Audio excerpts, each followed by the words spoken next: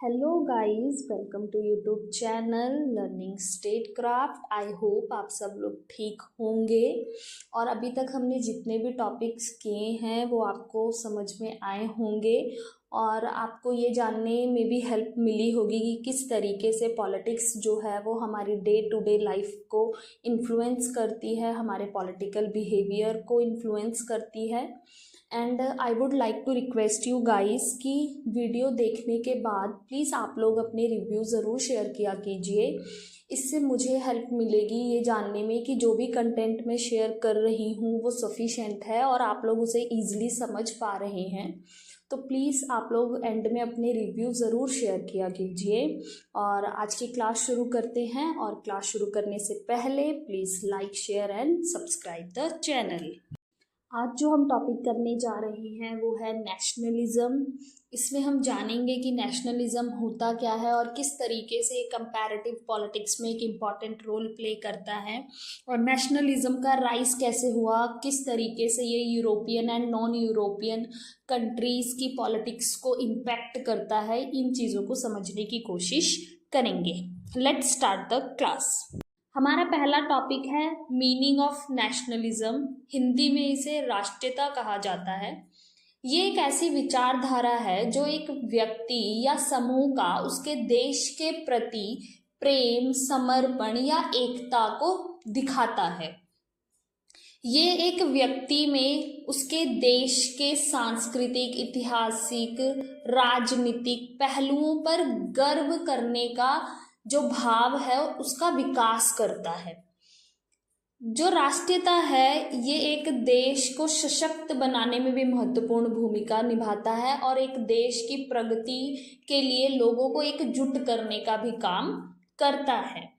कई बार नेशनलिज्म की जो भावना है वो कॉन्फ्लिक्ट भी लेकर आती है। अगर राष्ट्रीयता जो है वो धर्म के आधार पर हो जाए या राष्ट्रीयता जो है वो क्षेत्रीय विवादों के आधार पर हो जाए तो वो अपने साथ कॉन्फ्लिक्ट्स भी लेकर आती है।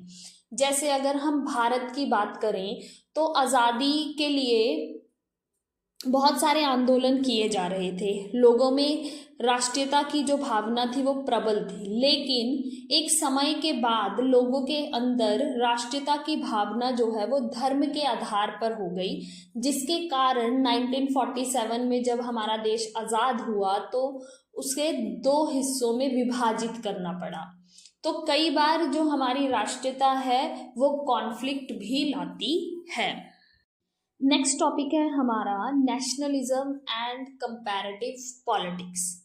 कंपैरेटिव पॉलिटिक्स में नेशनलिज्म का जो अध्ययन है वो बहुत ही इम्पॉर्टेंट है। क्यों? क्योंकि ये अलग अलग देशों के क्या कहते हैं गवर्नेंस कैसी होगी, वहाँ के उनके इंटरनेशनल रिलेशन कैसे होंगे, वहाँ की सामाजिक या राजनीतिक संरचना कैसी होगी, ये समझने में हेल्प करता है।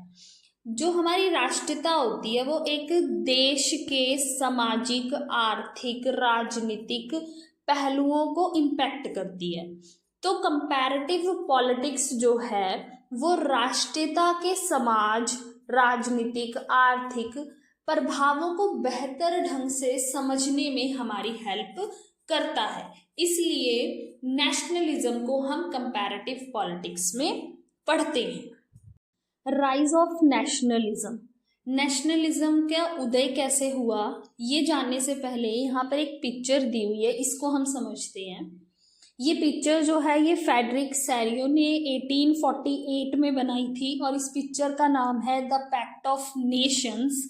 यहाँ पे फ्रेडरिक जो है वो इमेजिन करते हैं नेशन स्टेट के बारे में। यहाँ पर उन्होंने दिखाया हुआ, अगर हम ध्यान से देखें तो यहाँ पर एक स्टैचू ऑफ लिबर्टी है जिसके आगे से लोग जो है वो पास से होकर जा रहे हैं और उनके हाथ में अपने देश का झंडा है। और वहीं अगर हम ज़मीन पर देखें तो यहाँ पर मोनार्की से रिलेटेड सामान जो है वो पड़ा हुआ है, जैसे राजा का ताज है, सिंहासन है, राजा द्वारा पहने जाने वाले कपड़े जो हैं वो नीचे ज़मीन पर पड़े हुए हैं। ये पिक्चर ये दिखा रही है कि किस तरीके से लोगों ने जो है वो मोनार्की का रिप्लेसमेंट करा है और पीपल जो है वो उनको अब लिबर्टी मिल गई है और वो उस लिबर्टी के साथ आगे बढ़ रहे हैं। इसलिए यहाँ पे दिखाई दे रहा है कि लोग जो है वो किस तरीके से स्टैचू ऑफ लिबर्टी के आगे से पास ऑन करते हुए आगे जा रहे हैं, जो ये दर्शा रहा है कि मोनार्की को अब उन्होंने रिप्लेस कर दिया है। अब उनके पास डेमोक्रेसी और लिबर्टी है और वो उसके साथ आगे बढ़ रहे हैं। नेक्स्ट टॉपिक है हमारा नेशनलिज्म इन यूरोप, कि यूरोप में नेशनलिज्म कैसे आया। तो 1789 में फ्रेंच रेवोल्यूशन के साथ ही जो है नेशनलिज्म यूरोप में देखने को मिलता है, क्योंकि फ्रेंच रेवोल्यूशन में ही लिबर्टी, इक्वालिटी, फर्टर्निटी की बात की गई। वहीं पर कॉन्सेप्ट दिया गया नेशन स्टेट्स का, जहां पर ये भी बात कही गई कि जो प्रभुसत्ता है वो मोनार्क की नहीं, लोगों को बिलोंग करती है, जिसके बाद लोगों के अंदर जो है वो नेशनलिज्म की फीलिंग बिल्ड होनी शुरू होती है। नेक्स्ट टॉपिक है हमारा to unite people in Europe they introduce. तो नेशनलिज्म क्या है? जब व्यक्ति या समूह जो है वो एक आधार पर एकजुट होकर किसी एक चीज के लिए स्टैंड करता है। तो अब यूरोप में लोगों को एकजुट करने के लिए जो है नए नए कॉन्सेप्ट इंट्रोड्यूस करने लग गए, ताकि लोग जो है उनके अंदर वी फीलिंग आए, वो उनमें एकता बनी रहे, वो अपने आप को एक आधार के साथ जोड़ सके।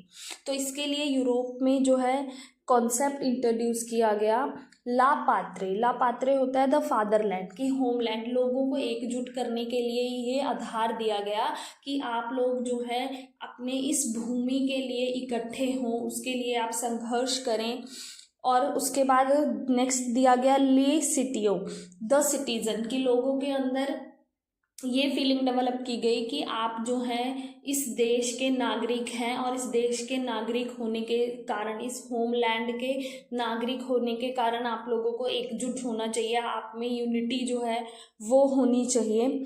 फिर नेक्स्ट है चेंज द फ्लैग। यहाँ पर अब जो नेशनलिस्ट थे उन्होंने क्या किया कि जो राजाओं के फ्लैग्स थे उनको चेंज कर कर लोगों को यूनाइट करने के लिए, उन्हें एकजुट करने के लिए अपना एक इंडिपेंडेंट फ्लैग जो है वो इंट्रोड्यूस किया। नेक्स्ट है हिम्स वर कंपोज्ड। हिम्स होती हैं वो प्रेजिंग सॉन्ग्स जो आपको मोटिवेट करती हैं किसी चीज़ के लिए। तो यहाँ पर जो है देश के लिए, होमलैंड के लिए जो है संगीत बनने लगे, गीत गाए जाने लगे देशभक्ति से रिलेटेड, ताकि लोग जो है वो मोटिवेट हों, अपने आप को होमलैंड के साथ कनेक्ट कर सकें और यूनाइट हो सकें। नेक्स्ट है civil code of 1804 by Napoleon. जब नेपोलियन यूरोप में आता है तो वो भी क्या कहते हैं, लोगों को यूनाइट करने के लिए अपना एक सिविल कोड इंट्रोड्यूस करता है 1804 में, जिसमें वो यूनिफॉर्म सिस्टम की बात करता है, स्टैंडर्ड करेंसी की बात करता है और इक्वालिटी बिफोर लॉ की बात करता है। तो इस तरीके से नेपोलियन जो है वो भी यूरोप में लोगों को मोटिवेट करता है, इंस्पायर करता है, और उनके बीच में एकता स्थापित करने की उसने बहुत बेहतर तरीके से जो है प्रयास किया था अपने टाइम में। और इसी में अगर हम देखें तो नेशनलिस्ट जो हैं उन्होंने लोगों को यूनाइट करने के लिए लिबरलिज्म की जो आइडियोलॉजी है उसको फॉलो किया था।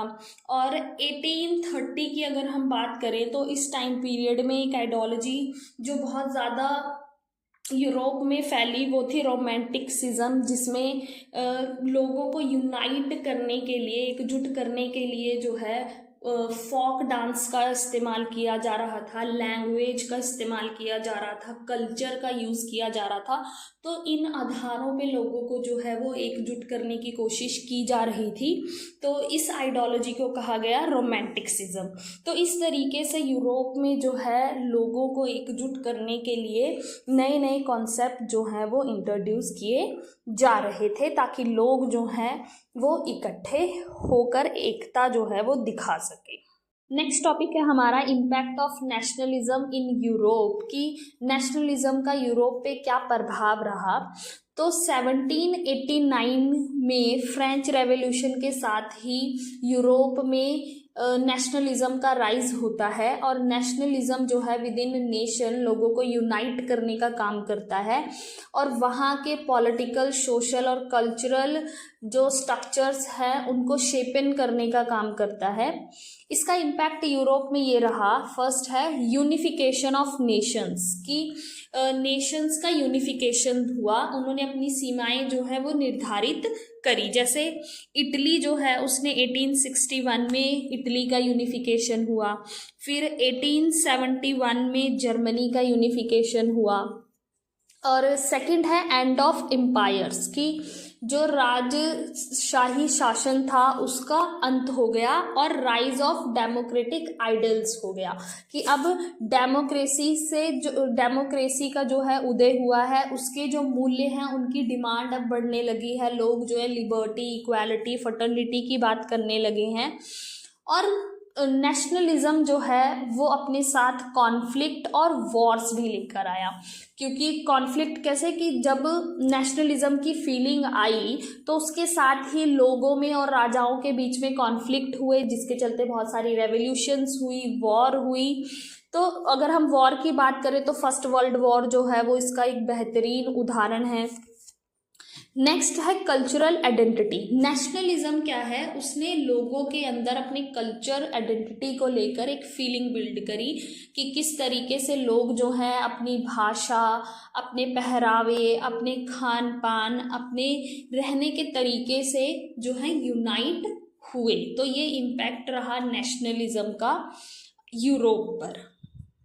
अभी पीछे हमने एक पिक्चर देखी थी, the pact of nations made by Frederic, जिसमें हमने देखा कि किस तरीके से लोगों ने इकट्ठे होकर मोनार्की को ब्रेक डाउन किया और लिबर्टी के साथ आगे बढ़ रहे हैं। तो यहाँ पे वो जस्टिफाई हो रहा है कि नेशनलिज्म जो है उसने यूरोप में किस तरीके से लोगों को यूनाइट किया, और उसके बाद लोगों ने मिलकर जो है मोनार्की का ब्रेक डाउन किया और उसको रिप्लेस कर कर वहाँ पर लिबर्टी आई, फ्रीडम आई, और लोग जो हैं उस लिबर्टी के साथ आगे बढ़ रहे हैं। आज की क्लास हमारी यहीं तक होगी। नेक्स्ट क्लास में हम आगे के टॉपिक्स कवर अप करेंगे कि किस तरीके से नेशनलिज्म जो है वो नॉन यूरोपियन कंट्रीज़ में आया और उसने वहाँ की पॉलिटिक्स को इन्फ्लुएंस किया, इम्पैक्ट किया।